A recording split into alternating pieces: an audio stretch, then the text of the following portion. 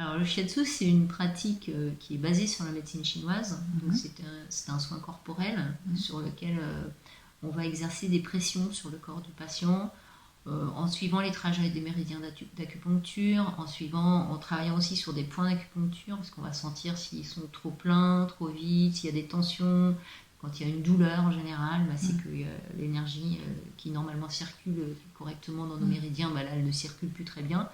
Ça peut générer des douleurs, ça peut générer des pathologies plus ou moins importantes. Et donc le principe, c'est que par nos dépressions, avec nos doigts, avec nos mains, on va aller travailler sur tout le corps du patient. Donc quand je commence une séance de shiatsu, je commence par poser quelques questions à mon patient, savoir quel est l'objectif de la séance, savoir pourquoi il vient, depuis quand il a mal, est-ce qu'il prend des médicaments, qu'est-ce qui le soulage, est-ce qu'il a déjà essayé des choses, est-ce que s'il met de la chaleur ou du froid, c'est mieux, etc. Et en fonction de ce qu'il me dit, je ne vais pas forcément faire le même shiatsu. Je vais m'adapter et je vais toujours commencer aussi mon shiatsu en palpant le ventre, en prenant les pouls aussi, les pouls chinois, et parfois même en regardant sa langue. C'est important d'avoir toutes ces informations pour savoir quel méridien, quel organe est en déséquilibre. Alors les moksas, parfois on utilise aussi de l'armoise en poudre qui a été broyée, et on fait des cônes. Et on va les mettre sur des points. Alors on ne les met pas à même la peau, parce que c'est chaud. Parce que c'est très très chaud, ça a un pouvoir chauffant très important.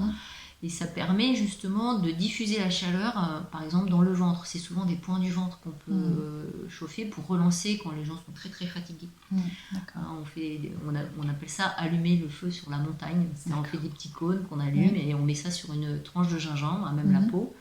Et c'est à travers du gingembre que le moksa va diffuser cette chaleur et va relancer l'énergie du patient. Alors les huiles essentielles, soit je vais les utiliser durant le shiatsu pour détendre des points, parce que ça peut être aussi un outil vibratoire, l'huile essentielle, qui est selon sa qualité dynamisante ou dispersante. Mais j'utilise la plupart du temps, c'est plutôt pour pérenniser la séance, c'est-à-dire que la personne elle ait quelque chose à quoi se raccrocher après la séance. D'accord. Peut-être pour un effet doudou, pour se détendre, ou des fois parce qu'au niveau émotionnel il y a besoin, au niveau digestif, une petite douleur, ça va permettre de continuer à détendre le corps. D'accord. Mais sinon, j'utilise aussi des diapasons. Quand l'énergie a du mal à circuler, on peut essayer de la remettre en circulation grâce à nos doigts. Mais quelquefois, c'est vraiment des blocages importants. Donc, on serait obligé de rester trop longtemps et on n'aurait plus trop le temps de faire le reste de la séance. Donc, ça permet, on choisit, j'ai 12 diapasons. Chaque méridien a une vibration et qui est connu. Ce sont les travaux de Fabien Maman, qui est un musicien qui s'est formé à l'acupuncture et qui un jour n'avait pas d'aiguille et il a mis des diapasons sur les points et il a vu que ça fonctionnait très très bien. D'accord. Et j'ai été formée avec lui dans la deuxième école de shiatsu que j'avais faite entre 2005 et 2009. Et en fait, ce qui est intéressant, c'est que poser un diapason sur un point d'acupuncture, donc on a toute une grille où on sait quel diapason poser sur tel point. On va disperser ou tonifier. D'accord. Et puis j'aime bien les utiliser presque systématiquement sur certains plexus, qu'on peut appeler aussi des chakras, au niveau du cœur, au niveau du ventre, au niveau du bas-ventre, parce que ça relance bien, au niveau de la gorge aussi des fois, pour relancer une thyroïde qui est un petit peu fatiguée. Des fois j'ai des personnes qui vont venir une seule fois, et puis voilà, parce qu'ils sont en train de traverser un épisode difficile, et puis une fois ça a dénoué au niveau du plexus, ils arrivent mieux à gérer, et c'est tant mieux. D'autres personnes ont des pathologies chroniques, donc là c'est plutôt intéressant de leur proposer de venir régulièrement. Au début, s'il y a des pathologies chroniques, c'est plutôt première et deuxième séance à 15 jours, puis la troisième séance un mois après la deuxième. Et puis ensuite, on va trouver ensemble à quel rythme ils vont revenir en fonction de comment ils évoluent. Sachant qu'à côté, il y a quand même soit des huiles essentielles, soit des bourgeons, soit des petits exercices physiques à faire ou respiratoires pour pouvoir être autonome entre les deux. Et puis pour d'autres, il y a des gens qui aiment le shiatsu et puis qui ont découvert ça dans une période de vie où c'était compliqué et puis qui gardent l'habitude de venir une fois par mois ou une fois par trimestre. C'est bien de faire aussi au moment des changements de saison. Moi, j'oblige aucune personne à venir de façon drastique, régulière. On voit en fonction des besoins aussi, et du corps et émotionnel. On fait du shiatsu ou du tuina en Chine, parce que c'est un peu le même principe. C'est plutôt préventif normalement. Mais dans notre culture, on a plus de difficultés à faire de la prévention. Donc, du coup, je propose du shiatsu qui va permettre de rééquilibrer le corps. Et puis après, quand les gens viennent régulièrement, ça devient du préventif. On essaye de rester en bonne santé en faisant circuler l'énergie. Parce que la définition de la maladie en médecine chinoise, c'est une énergie qui ne circule pas. Voilà. Et donc, si ça ne circule pas, il va y avoir des maux dans le corps, mais il peut aussi y avoir des maux émotionnels, puisque chaque organe est relié à une émotion. Et donc, si ça circule mal dans le foie, on peut être plus irritable. Si ça circule mal dans les poumons, on va être plus triste. Si ça circule mal dans le cœur, on manque d'esprit de synthèse et de discernement. Enfin, voilà. On est plus émotif. Au moment des changements de saison, les 4 saisons, mais en suivant plutôt le calendrier lunaire, c'est-à-dire qui est plutôt en avance de 5 à 6 semaines par rapport à notre calendrier solaire. D'accord, donc ce serait...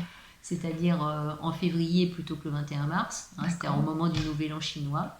Après, ça fait à peu près au mois de mai, parce que là, on va commencer à rentrer dans l'été. Et après, ça fait à peu près au mois d'août, mais comme au mois d'août, tout le monde est en vacances, je les récupère plutôt fin août, soit début septembre. Et puis ensuite, c'est là, à cette période-ci, là, au mois de novembre, on est depuis le 7 novembre rentré dans l'hiver, dans le calendrier lunaire. D'accord.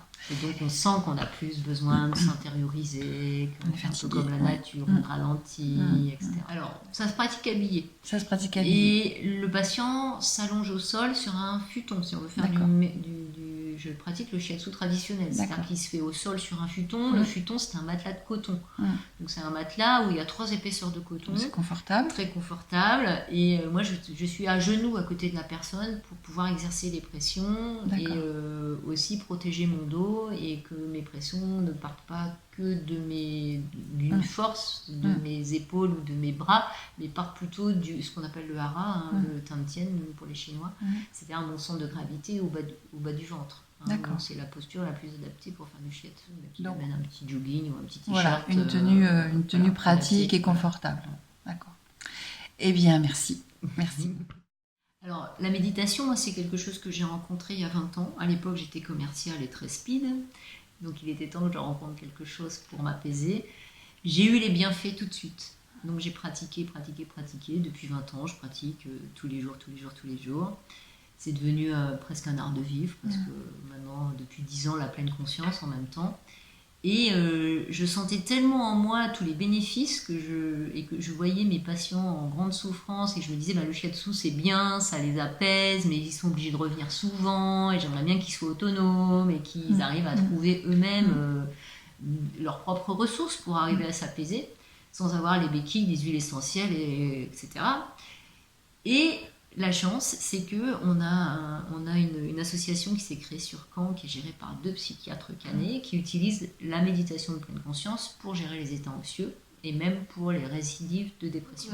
Nous avons eu la chance d'être plusieurs personnes dans la relation d'aide, à pouvoir se former avec ces 2 psychiatres et cette association, ce qui nous donne un cadre médico-psychologique pour pouvoir utiliser la méditation comme outil de gestion du stress, pour que la personne découvre comment le stress se manifeste dans son corps, comment en modifiant sa respiration elle peut réussir à se détendre, comment elle peut cultiver la compassion pour elle-même, parce qu'en fait il y a plein de moments où notre self-critique nous balance des choses mais épouvantables, on ne supporterait pas les 3/4 si ça venait de l'extérieur, parce que par nos propres pensées on entretient en fait nos états anxieux et nos états dépressifs et on se malmène.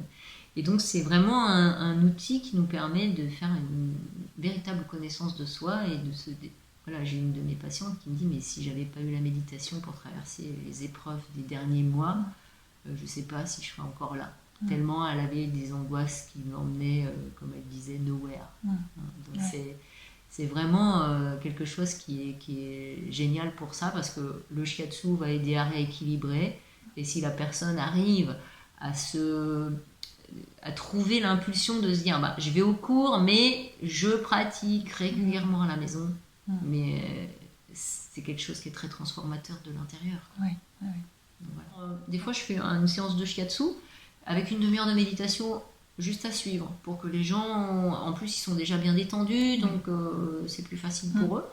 Et puis une fois qu'ils ont fait quelques séances en individuel, je les invite à venir au groupe, parce que la sagesse collective est intéressante, et ça permet justement cette émulation de pouvoir partager les expériences de chacun, à chaque fois qu'on fait des exercices, celles et ceux qui veulent partager ce qu'ils viennent de vivre dans leur méditation le font, et ça fait avancer tout le groupe.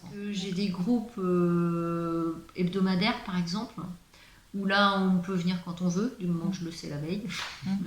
Et puis, j'ai une autre session que je mets en place chaque trimestre, où là, c'est 7 semaines, mais c'est un groupe fermé. C'est-à-dire qu'on constitue un groupe à la base, et on essaye de rester le même groupe pendant les 7 semaines. Le groupe fermé, pas plus que 8 pour les 7 semaines. Sinon, 10-12, quand je fais des week-ends, des fois ça peut être 15-20. Week-end ou une journée entière à la campagne pour pouvoir aussi profiter de la méditation dans la nature. J'ai aussi un créneau de 2 heures où on fait méditation et compassion, donc justement pour développer la compassion pour soi. Parce qu'en général, on sait très bien le faire pour les autres, mais on a du mal à l'accueillir pour soi et à la nourrir pour soi. Et puis, sinon, j'organise des journées où là, je vais plutôt à la campagne pour pouvoir faire des méditations dans la salle, mais aussi méditer, être en pleine conscience pendant le repas, méditer, être en pleine conscience pendant que l'on marche dans la nature. C'est vraiment réapprendre à être présent à soi, et aux autres, et à son environnement. Donc si on est en pleine conscience dans la nature, c'est tout simple, même un enfant peut le faire. On se dit mais c'est très simple, sauf que la plupart du temps, la difficulté c'est de se dire je m'autorise à le faire.